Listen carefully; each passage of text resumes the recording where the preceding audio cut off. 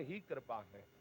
संतवाणी, गुरुवाणी, उनको हम स्वीकार करें, यही कृपा है। और इसको जो स्वीकार ना करे, तो अगर किसी को ऐसा लगता है हाथ रखने से, पैर रखने से कुछ बात हो जाती है, तो अब ये सब हो जाता। अब तक संत महात्मा भी इतना प्रयास न करते, हाथ ही रख देते सबके सीधे। इससे कुछ नहीं होता, कुछ नहीं होता, पक्का समझो, कुछ नहीं होता।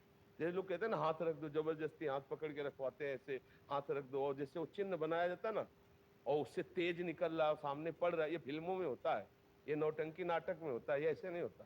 संतों की वाणी में तेज होता है, उनकी बात पकड़ लो, आपका कल्याण हो जाएगा। लोगों की ऐसी धारणा कि कोई सिद्ध पुरुष मिले हो ऐसा कुछ कर दे तो हमारे सब चलने लगे, ऐसा आज तक कभी नहीं हुआ है। जहां कहीं लिखा हो वो अपवाद ही समझना।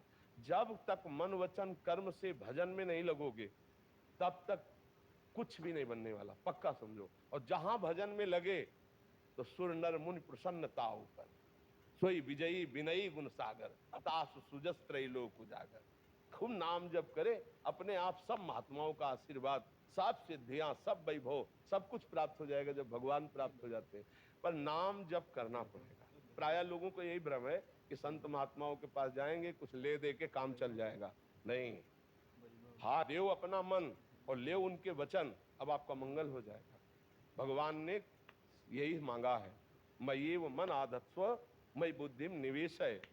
भगवान कह रहे अपने मन को, अपनी बुद्धि को मेरे में लगा दो, बस खास बात ये है, ये सबसे बड़ी बात है। हमारा मन सा वही मन कृष्ण पदारविंद हो, हमारी बुद्धि भगवान में ये निश्चयात्मिका लग जाए कि हमारे श्री भगवान प्राणनाथ है, उनके बिना हमारा जीवन निरर्थक है, अभी भजन होने लगे।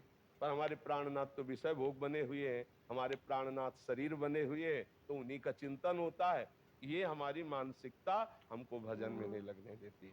जब हमारे अंदर ये भाव आ जाए कि घोर विपत्ति, घोर दुख, घोर अपमान ये हमारी प्रियाजू की कृपा से प्राप्त होते हैं, हम ऐसी परिस्थिति में प्रियाजू की कृपा मनाते हुए भी कभी नाम नहीं छोड़ेंगे, कभी प्रियाजू से ये आशा नहीं करेंगे कि हमें सुख संपत्ति और अनुकूलता प्रदान करो। वो उपासक भजन में आगे बढ़ जाता है। प्राय हम लोग यही फेल हो जाते हैं। भोगेश्वर प्रसक्ता नाम तया प्रहत चेतसाम व्यवसायत्मिका बुद्धि समाधो न विधीयते। जिसकी बुद्धि का अपहरण, चित्त का अपहरण भोगों ने कर लिया है, उसकी बुद्धि में कभी निश्चय नहीं आता कि मैं भगवत प्राप्ति करूं। और जिसको भगवत प्राप्ति लक्ष्य नहीं बनाओ, काहे को भगवान का निरंतर भजन कर पाएगा।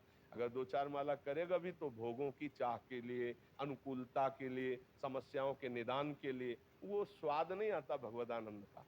ठीक है उसका भी जीवन, लेकिन ठीक बात तो तब है जब केवल भगवान के लिए भगवान का भजन, भगवान के वैभव की तरफ दृष्टि जिसकी नहीं जाती, केवल भगवान की तरफ दृष्टि रहती है और भजन करता है, वो इस संसार पर विजय प्राप्त कर लेता है। ये त्रिगुणात्मिका माया पर विजय प्राप्त करने का एकमात्र उपाय मामेव ये प्रपद्यन्ते माया में ताम तरन्ते। तो भगवान को प्रति महत्व बुद्धि, प्रियालाल के प्रति महत्व बुद्धि हो जाए, उनके नाम के प्रति हो जाए, तो निरंतर भजन होने लगे। समझ पा रहे आप? मालती जी